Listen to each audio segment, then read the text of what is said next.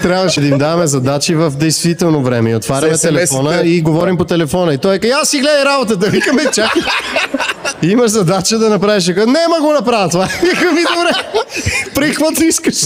Вие верно ли се оправяхте сами в градовете? Да. Без да ви помагат операторите? Взимахме картата на столицата, където сме. И тя, понеже е в 4-ти клас... Тя имаше един картон от цигари Виктори. Да. Бех си написал някои думи. Бех си написал фрази на английски език.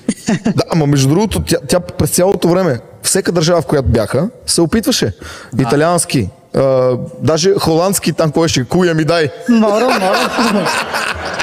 Вие бехте викнали Рут. Да, не съм гледал и съм позабравил, между другото. Имаше холандски, английски. Тук Ланчо и Андрей беха подготвили Рут Колевата ни беше гост. И чакаме в Амстердам и викам на Валя, ако дойде Марино, ще си ебе майката сега.